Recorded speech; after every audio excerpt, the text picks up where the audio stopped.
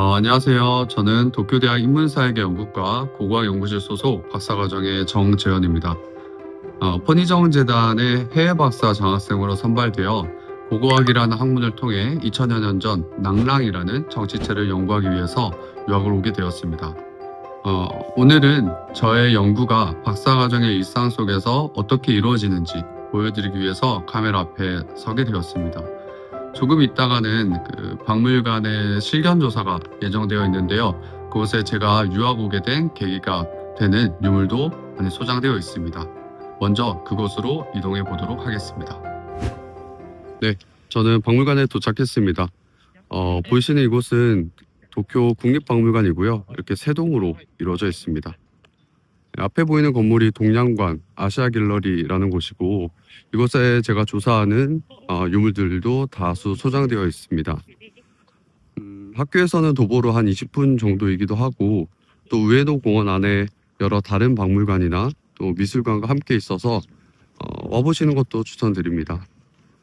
실견 조사 같은 경우에는 연구 이외의 촬영은 좀 어렵다고 해서 조사한 후에 다시 영상 이어가 보도록 하겠습니다.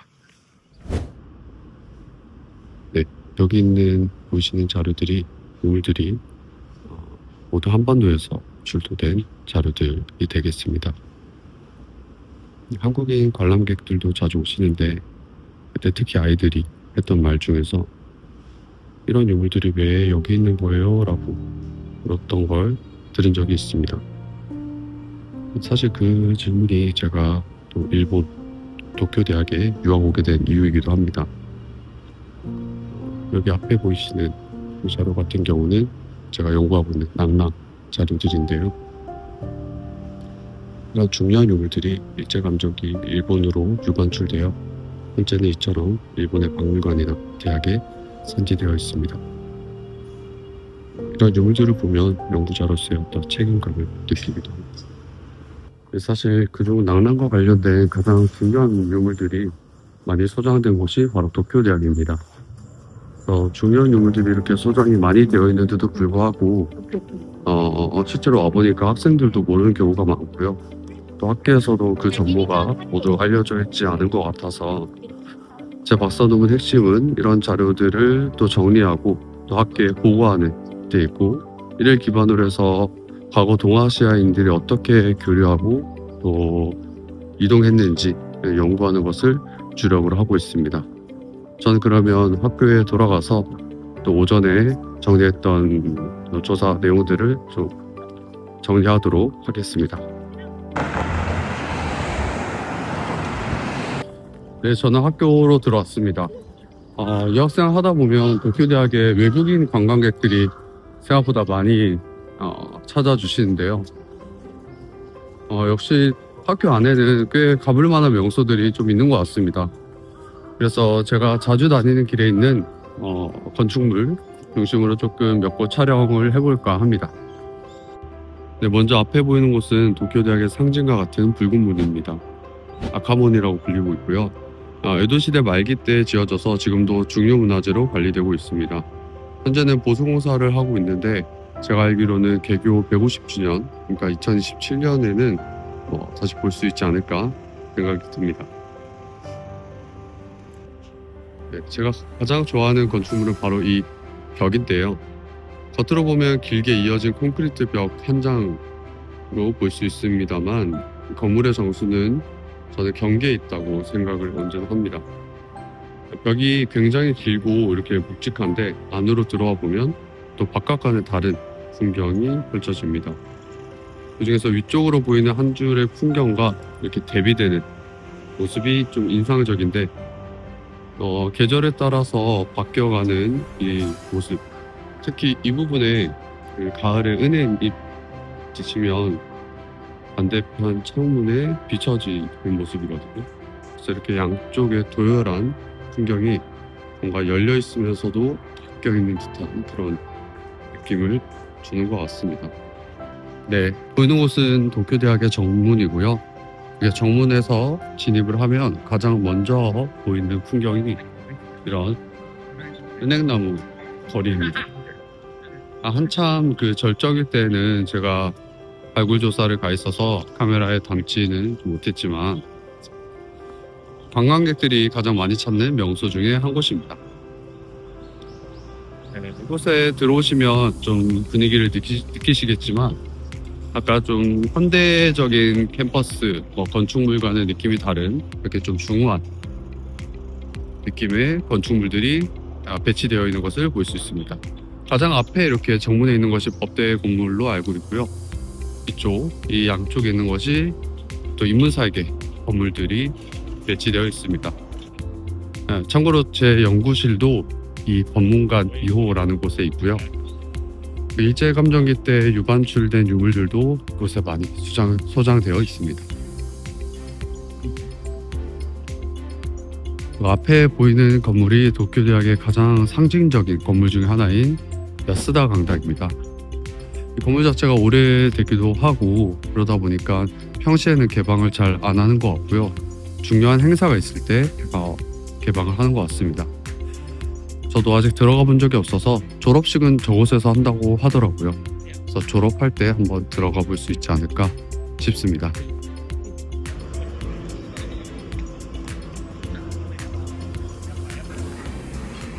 점심은 도쿄대학의 명물 아카몬 라멘입니다. 전혀 맵지 않고 생각보다 맛이 괜찮아서 한번 들리시면 드셔보는 것을 추천드립니다. 그럼 저는 먹고 다시 연구실로 보내보도록 하겠습니다. 저는 연구실에 들어와서 작업을 진행 중에 있습니다. 보이시는 곳이 제가 주로 연구를 하고 있는 자리인데요. 여기 있는 유물들은 도쿄대학에 소장된 낭랑토기들입니다. 제가 요즘 연구하고 있는 자료이기도 한데 이런 자료들을 활석 혼입계 토기라고 불리우는 자료들로 주로 무덤에서도 출토되지만 일상생활에서도 빈번히 사용된 토기로 알려져 있습니다. 재밌는 점은 토기 내면에 이렇게 보이는 흔적인데요.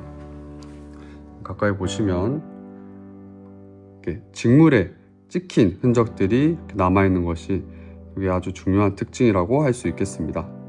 그래서 저는 이렇게 도쿄대학에 소장된 유물들을 대상으로 직접 실측하거나 아니면 촬영하기도 하고 이런 무게라던가 아니면 두께 등 기본적인 계측을 통해 데이터를 정리하기도 합니다.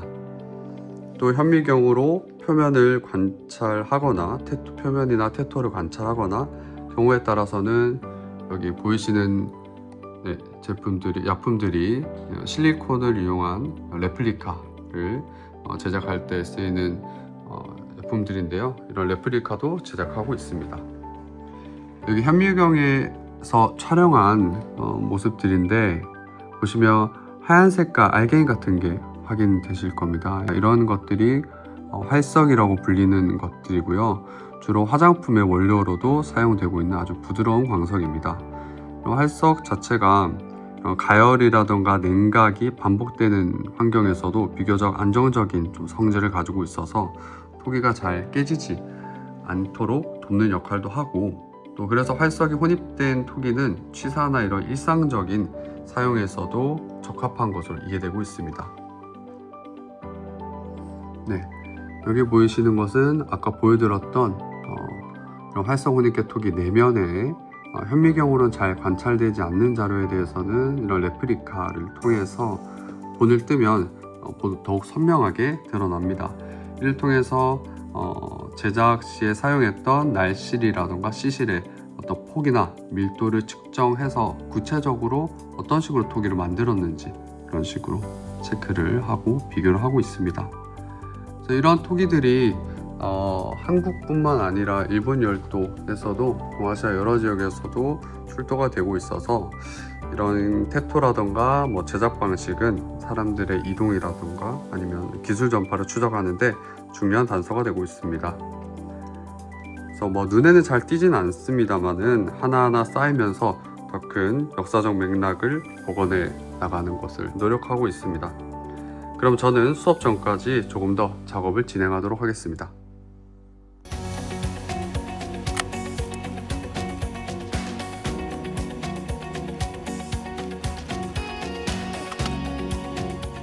네, 학기 중에는 보통 이렇게 수업도 병행하면서 개인 조사나 연구를 진행하고 있고요.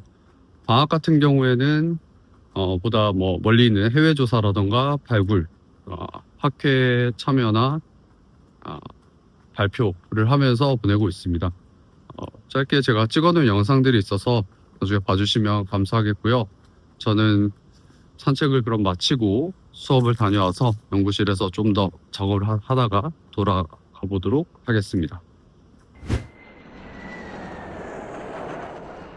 네, 중국 산동서문박물관은 현재 제가 주력하고 있는 연구 자료들이 많이 소장되어 있는 곳으로 개인적으로도 기대가 많이 되는 곳이기도 합니다. 이 박물관을 시작으로 해서 중국 조사는 7박 8일 동안 이뤄질 예정이고요. 8개의 도시의 주요 박물관과 대학에서 조사를 진행할 예정에 있습니다. 아마 실견조사 같은 경우는 내부에서 촬영이나 이런 것들이 어려울 것으로 예상돼서 인사는 여기까지 드리는 것으로 하고 박물관 내부로 한번 들어가 보도록 하겠습니다.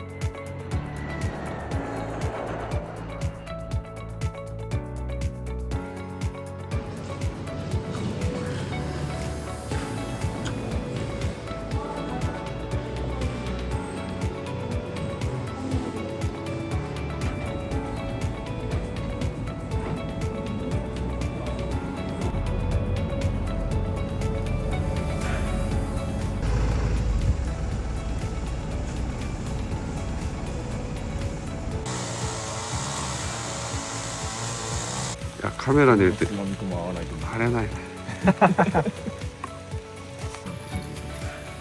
それは楽だよ。